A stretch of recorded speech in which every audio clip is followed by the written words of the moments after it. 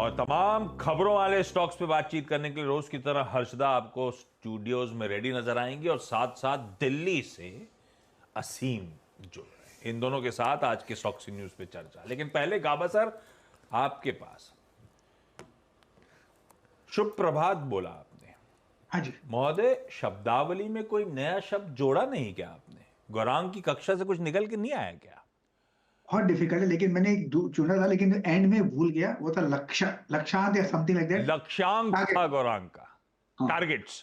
Target target. लेकिन मैंने बोला अपनी बम्बई या हिंदी बहुत अच्छी है, माइंड में इतने बचपन से वही कर रहा हूं, तो बहुत डिफिकल्ट है याद करना। याद भी था कि आज यूज करूंगा, लेकिन लास्ट में भूल गया। आदत से मजबूर हूं। अच्छा चलिए, खबरों वाले स्टॉक्स की शुरुआत कर रहा हूं भाई। फंडामेंटली भी चर्चा करूंगा। धर्मेश खान साहब आपके पास आऊंगा और बहेती साहब वोडाफोन आइडिया। और एक काम करिएगा, अच्छा वोडाफोन आइडिया का ही रखिएगा आप अपने पास, मैं आता हूं आप लोग के साथ चर्चा करने के लिए। असीम, बहुत बेसब्री से सब इंतजार कर रहे थे उस ऑल इंपॉर्टेंट वोडाफोन आइडिया की बोर्ड मीट के आउटकम का। शाम को क्या निकल कर आया? आपकी रीडिंग उस आउटकम को रिलेटेड क्या है? जी सही कहा आपने। सब लोगों को इंतजार था वोडाफोन आइडिया की बोर्ड मीट का।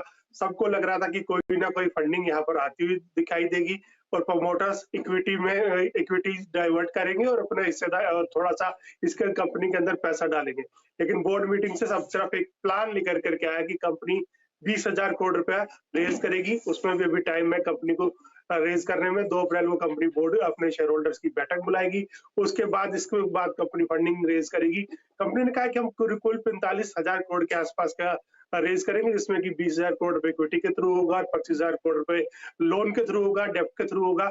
तो ये कंपनी का एक प्लान है, निकल करके आया है, वो जो काफी लॉन्ग टर्म प्लान है। क्योंकि जो इन्वेस्टर्स थे वो कर रहे थे, वो सोच रहे थे कि कोई एक नियर टर्म प्लान उनको देखने को मिलेगा। वो प्लान अभी देखने को नहीं मिला है। खासतौर पर ये भी बता दूं, कंपनी पिछले 3 साल से लगातार बात कर रही है कि कोई इन्वेस्टर आएगा यहाँ पर कंपनी के अंदर इन्वेस्ट करेगा और कंपनी आगे फॉरवर्ड करेगी, लेकिन वो अभी तक देखने को नहीं मिला है। और अगर मैं इस लेवल के ऊपर बात करूं तो 20,000 करोड़ रुपए की इक्विटी के थ्रू डाइवर्ट करना होगा, तो कंपनी को करीबन करीबन 26% प्रमोटर को अपना हिस्सा बेचना पड़ेगा। 33% सरकार की पहले हिस्सेदारी है, तो प्रमोटर की हिस्सेदारी और काफी कम हो जाएगी। तो इसको लेकर के ब्रोकरेज हाउस भी काफी ज्यादा उत्साहित नहीं दिख रहे हैं। ब्रोकरेज हाउस ने दोबारा से इसका टारगेट शेयर प्राइस घटा दिया। बाकी आपके मार्केट से है वो बता देगी कि किस तरह से इस खबर पे रिएक्ट करना है। बिल्कुल। देखिए, इसका एक चार्ट दिखाते हैं हम, 1 महीने का वोडाफोन आइडिया का। जैसे ही वो बोर्ड मीटिंग का नोटिस लगा तभी से वो स्टॉक गिरना शुरू हो गया था। उससे पहले रैली आ रही थी। तो इसमें एक क्लासिकल केस रहता है हमेशा, पहले लोग बाय कर लेते हैं और उसके बाद जब रिटेल आता है तो छोड़ देते हैं यहाँ पर। इसके लिए रिटेल के लिए स्टॉक वैसे है नहीं। और एक हमने चीज़ें कल भी डिस्कस की थी कि शायद बोर्ड मीटिंग में कुछ बहुत ज़्यादा निकल के आएगा नहीं यहाँ से। और ये वाली जो बोर्ड मीट थी ना, ये सिर्फ एक, क्योंकि बहुत टाइम से लोग कह रहे थे कि कब आएगा फंड रेजिंग, तो एक शायद बस एक इन प्रिंसिपल अप्रूवल टाइप का ले लिया जाए। तो बहुत लोग एक्सपेक्ट कर रहे थे कि नाम आ जाएगा। नाम इतनी जल्दी नहीं आता है, उसमें टाइम लगता है। तो इसके लिए इसमें सेम कहानी रिपीट होगी। अब ये स्टॉक पहले चल चुका है, अब गिर गया, थोड़ा सा और गिरेगा शायद। उसके बाद जब दोबारा बोर्ड मीट के आसपास, नेक्स्ट बोर्ड मीट के आसपास आएंगे, तब फिर ये स्टॉक चलना शुरू हो जाएगा, जिसमें ये रिंस एंड रिपीट बेसिकली। ठीक बात। तो आंकड़े बहुत बड़े बड़े सामने आए। 20,000 करोड़ रुपए इक्विटी से, 25,000 करोड़ रुपए डेट से, कुल मिलाकर 45,000 करोड़ रुपए जुटाएंगे। आप कह रहे हैं ईजीएम पहले होगी। अच्छा, कॉन्क्रीट प्लान कुछ नहीं है, अभी कुछ हाथ में नहीं है। एक बात अच्छी लाइन ये लगी कि प्रमोटर्स जो भी डिसाइड होगा इक्विटी रेज में, प्रमोटर्स पार्टिसिपेट करेंगे।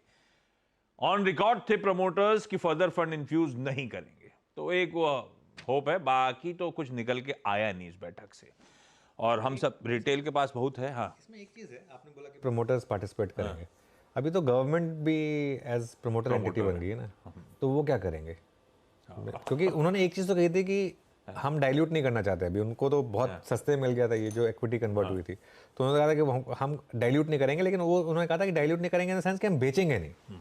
लेकिन अब अगर इक्विटी ही डाइल्यूट हो रही है, एक बहुत बड़ी इक्विटी 20,000 करोड़ अगर आप रेस कर रहे हैं, तो ऑब्वियसली वो इक्विटी डाइल्यूशन हो रहा है। इन दैट केस क्या गवर्नमेंट भी उतना पार्टिसिपेट करेगी? फॉर एग्जांपल, अगर राइट्स आता है या फॉलो ऑन आता है, तो क्या गवर्नमेंट उसमें पार्टिसिपेट करेगी टू मेंटेन उनका जो परसेंटेज स्टेक है? वो मेरे ख्याल से वो तो थोड़ा सा टफ हिस्सा एंगल होगा, अनलेस वो बहुत स्टीप डिस्काउंट पे है। तो ये मेरे ख्याल से सबसे इम्पोर्टेंट चीज़ ना इसमें आगे यही है कि गवर्नमेंट क्या करने वाली है, वो ज़्यादा जरूरी है। हाँ देखते हैं, अभी तो बहुत सारे इफ्स एंड बट्स लगे हुए हैं। अभी तो ईजीएम से तो मंजूरी आ जाएगी, उसके बाद इंपॉर्टेंट वो कह रहे हैं रिलीज में कि अगले क्वार्टर में हम फंड रेज कर देंगे। देखते हैं। ब्रोकरेजेस, अब रिटेल बड़ा उत्साहित होकर आप हुए नंबर से, तो ब्रोकरेजेस सुन लीजिए। जो असीम कह रहे थे, नोमुरा का रिड्यूस कॉल ₹6.5 का टारगेट, सीएलएसए का सेल कॉल ₹5 के लक्ष्य के साथ। बैती साहब क्या करोगे आप इस स्टॉक पे? जी आशीष जी, देखिए 2 दिन का price action scream and shout कर रहा है कि क्या हो रहा है यहाँ पर। और मंडे को 4% की गिरावट थी और कल भी 6% की गिरावट थी।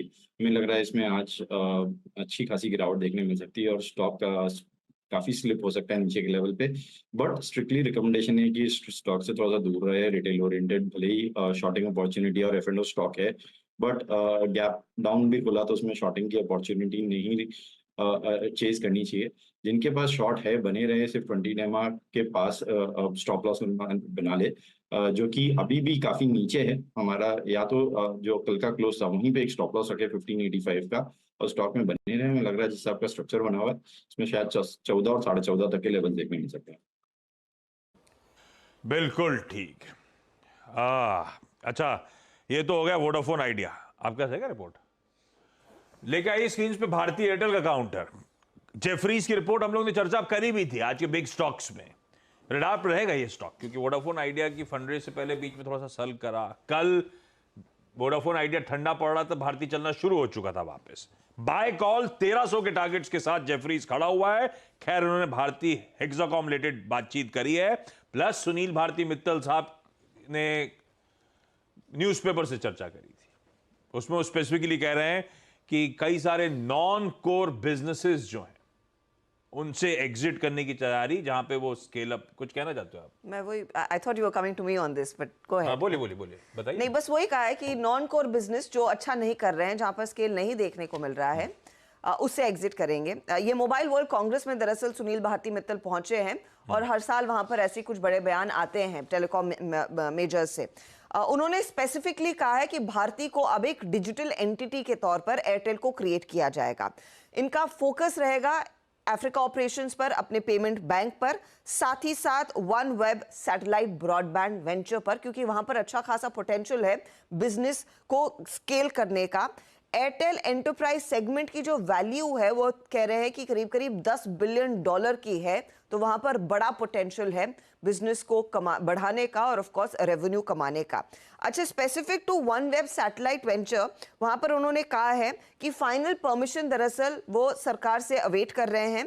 FDI क्लियर है। साथ ही साथ जैसे ही ये अप्रूवल्स आ जाएंगे तो स्टारलिंक जो एक बहुत बड़ा कॉम्पिटिटर के तौर पर ऑफ कोर्स सभी कंपनियों के लिए उभर कर आया है, उसको टक्कर देने की तैयारी यहां पर भारतीय एयरटेल अपने वन वेब सैटेलाइट से करता हुआ दिखाई देगा।